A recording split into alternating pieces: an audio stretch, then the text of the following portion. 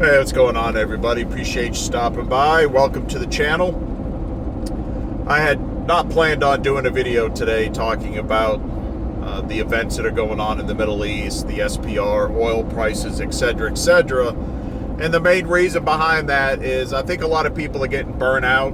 They're getting tired of hearing somewhat the same thing over and over again. However, it's important.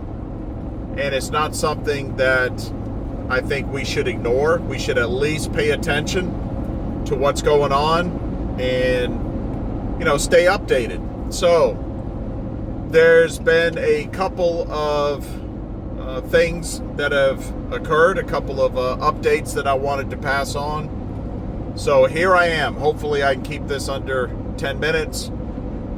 Well, I guess we'll find out together if I can accomplish that or not. So first off, Saudi Arabia. I had not realized to the level that Saudi Arabia has increased its exports. And that has certainly had an impact on, what's been going on with the Strait of Hormuz and oil prices. So they have helped calm some of those petroleum prices. With that said, the Houthis have recently come out. They haven't done it yet, but they are threatening to stop the movement of oil from the Red Sea across Saudi Arabia and to its international partners. Now, they can say whatever they want. What really matters is what they do. And if they are able to stop or interrupt those petroleum shipments, then that's going to add more pressure to the petroleum market. And more pressure means higher prices. And that's where it impacts us. So passing this information on, we don't know what's going to happen. I continue to say it. It seems like maybe the word of the year is uncertainty.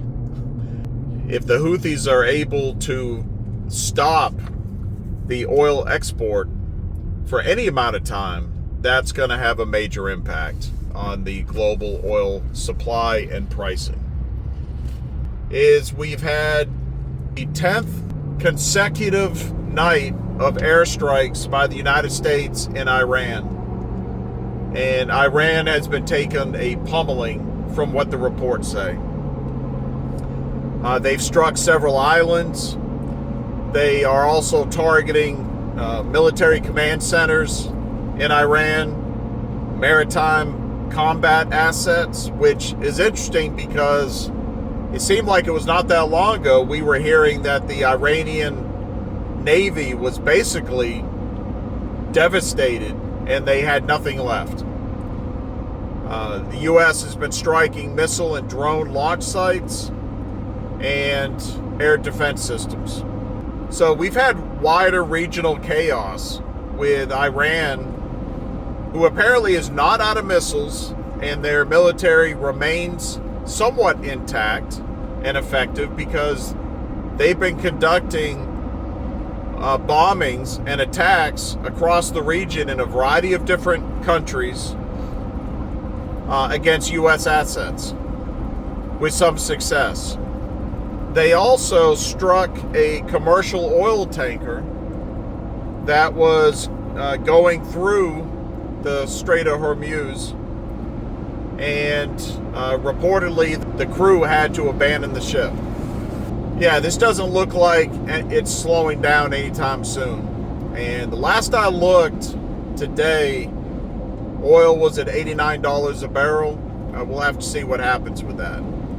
So, at 6 minutes, that's it for the Middle Eastern news and updates. We'll just have to see what happens from there. But I did want to mention that yesterday in New York, we had a guy that dumped what appears to be gasoline or some kind of, flammable liquid in front of a federal immigration building People are calling it a terrorist attack, whatever. It is what it is. And lit it on fire. And I saw the video, pretty big flame. But what's interesting is when I read the news article, follow-up on this, the guy got arrested. And when they got him, he supposedly had a pellet gun. He had some knives, he had a hammer, and a machete. And he had fired several rounds at the building with an airsoft gun. It sounds very odd. Just very odd. I'm not suspicious of anything. I'm just saying it sounds like the guy was a wacko. And I'm sure he was.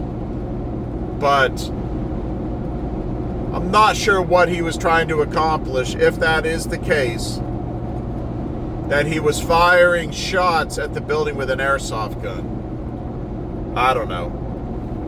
But reportedly, with his social media presence, he was anti-government and anti-immigration. So I'm sure we'll get some more information on that in the future.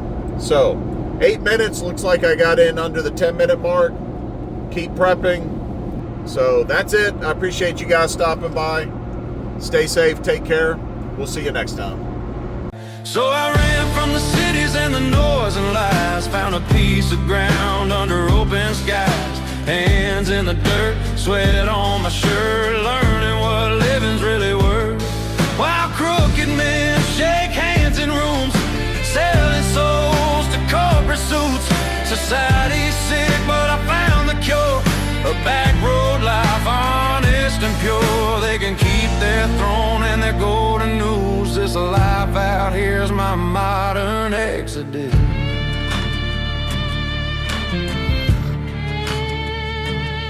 I traded screens for a sunrise, callous palms, blisters, pride, planted seeds where hope was.